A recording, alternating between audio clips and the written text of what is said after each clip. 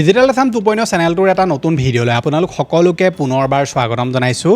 আজিৰ এই ভিডিঅ'টোত মই আপোনালোকৰ কাৰণে তিনিটা গুৰুত্বপূৰ্ণ খবৰ লৈ আনিছোঁ আৰু এই তিনিটাই খবৰ আপোনালোকৰ কাৰণে বহুত বেছি গুৰুত্বপূৰ্ণ হ'ব কাৰণ আজিৰ এই ভিডিঅ'টোত মই আপোনালোকক অসম চৰকাৰে যিসমূহ নতুন সিদ্ধান্ত গ্ৰহণ কৰিছে সেইসমূহৰ বিষয়ে ক'ম। প্ৰথমটো সিদ্ধান্ত হৈছে আধাৰ কাৰ্ডৰ লগত ৰিলেটেড। এতিয়া চৰকাৰে আধাৰ কাৰ্ড কোনে বনাব পাৰিব কোনে বনাব নোৱাৰে ইয়াক লৈ এটা আপডেট দিছে। লগতে অৰুণোদয় আঁচনিৰ পইচাই হওক বা আপোনালোকে ৰেচনৰ দাইল চেনি আৰু নিমখ এইকেইটা আপুনি কেতিয়াৰ পৰা লাভ কৰিব ইয়াক লৈও চৰকাৰে কেইটামান গুৰুত্বপূৰ্ণ আপডেট দিলে। গতিকে আটাইসমূহ আপডেটৰ বিষয়ে আমি এই ভিডিঅ'টো ডিটেইলত আলোচনা কৰিম। গতিকে ভিডিঅ'টো সম্পূৰ্ণভাৱে প্ৰথমৰ পৰা শেষলৈকে চাব। এতিয়ালৈকে আপুনি ভিডিঅ'টো যদি লাইক এটা কৰা নাই ফটাফট ভিডিঅ'টোত লাইক এটাও কৰি দিব। চেনেলটোলৈ যদি প্ৰথম আহিছিলে ছাবস্ক্ৰাইব কৰি ল'ব এনেকুৱা ধৰণৰ ইনফৰ্মেটিভ ভিডিঅ' ৰেগুলাৰ চাবৰ কাৰণে। আহক আজি ভিডিঅ'টো আৰম্ভ কৰোঁ। এতিয়া প্ৰথমটো আপডেট আহিছে আধাৰ কাৰ্ডক লৈ। চৰকাৰে কৈছে যে এতিয়াৰ পৰা অসমত কোনো 18 বছৰ বয়সৰ ওপৰৰ যিবিলাক ল'ৰা ছোৱালী হওক বা যিসকল যুৱক যুৱতী হয় তেওঁলোকে এতিয়া আধাৰ কাৰ্ড বনাব নোৱাৰিব। চৰকাৰে এই ব্যৱস্থাটো এইকাৰণে গ্ৰহণ কৰিছে যাতে যিসকল বিদেশী নাগৰিক হয় তেওঁলোকে যে ভুৱাকৈ আধাৰ কাৰ্ড উলিয়াই মেলি সকলোবিলাক সুবিধা লৈ আছিলে বা সকলোবিলাক কাম কৰি আছিলে এনেকুৱা ধৰণৰ যাতে খেলি মেলি কৰিব নোৱাৰে সেইকাৰণে চৰকাৰে এই যিটো নতুন পদক্ষেপ এইটো হাতত লৈছে বুলি কৈছে। লগতে চৰকাৰে কৈছে যে যিসকল ST চাহ বাগিচাৰ লোক আছে তেওঁলোকে 2027 মাৰ্চলৈকে আধাৰ কাৰ্ড বনাব পাৰিব। তাৰপিছত তেওঁলোকো আধাৰ কাৰ্ড বনাব নোৱাৰিব। গতিকে আপোনালোকৰ ঘৰত যদি 16-17 বছৰীয়া ল'ৰা ছোৱালী আছে তেনেহ'লে সোনকালে আধাৰ কাৰ্ডটো বনাই লওক।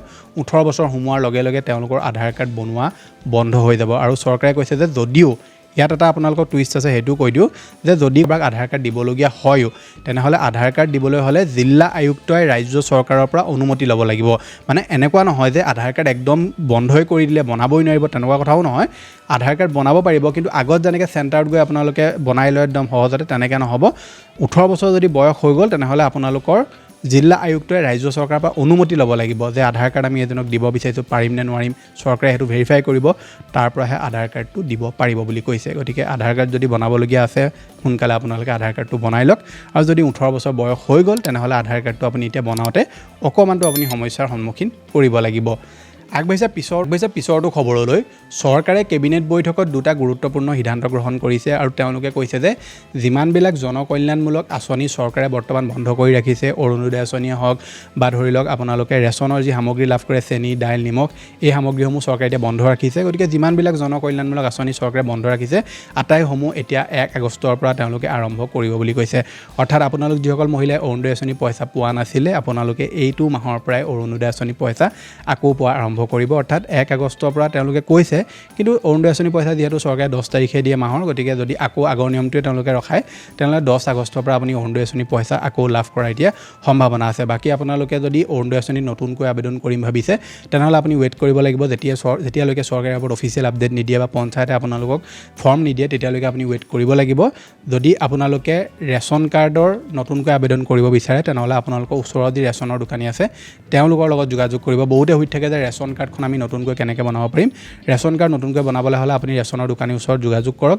তেওঁলোকৰ ওচৰত যদি ফৰ্ম এভেইলেবল আছে বা আহিছে তেনেহ'লে সেই ফৰ্ম আপুনি লৈ প্ৰয়োজনীয় নথিপত্ৰ যেনে আধাৰ ভোটাৰ পেন ফটো এইসমূহ আপোনালোকে দি ৰেচন কাৰ্ডৰ কাৰণে আবেদন কৰিব পাৰিব। ৰেচন কাৰ্ডখন থাকিলে আপুনি চৰকাৰৰ বহুতবিলাক সুবিধা লাভ কৰে আৰু অৰুণোদয় আঁচনিটো যদি নতুনকৈ আবেদন কৰিম ভাবিছে তেনেহ'লে ৰেচন কাৰ্ডখন থাকিলেহে আপুনি অৰুণোদয় আঁচনিত আবেদন কৰিব পাৰিব। আৰু এটা কথা কৈ দিওঁ যে অৰুণোদয় আঁচনিৰ পৰাও এইবাৰ কিছুসংখ্যক লোকৰ নাম কটা যাব পাৰে।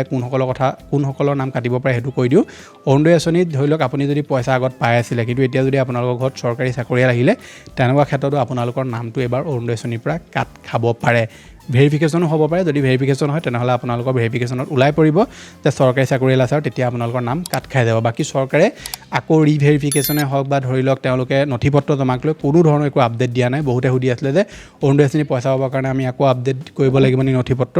কোনো ধৰণৰ আপোনালোকে নথিপত্ৰ আপডেট কৰিব লাগিব বুলি চৰকাৰৰ তৰফৰ পৰা কোনো আপডেট এতিয়ালৈকে অহা নাই। যদি পঞ্চায়তৰ পৰা কিবা খবৰ দিয়ে তেনেহ'লে আপুনি সেইসমূহ কাম কৰিব লাগিব। গতিকে এই তিনিটা আছিলে যে আপোনালোকক দিবলগীয়া আপডেট। আশা কৰিছোঁ ভিডিঅ'টো চাই আপোনালোকে ভাল পালে। যদি ভাল পালে ভিডিঅ'টোত লাইক কৰিব। চেনেলটোলৈ যদি প্ৰথম আহিছিলে ছাবস্ক্ৰাইব কৰি ল'ব এনেকুৱা ধৰণৰ ইনফৰ্মেটিভ ভিডিঅ' ৰেগুলাৰ চাবৰ কাৰণে। মই লগ পাম এটা নতুন ভিডিঅ'ত আজিলৈ।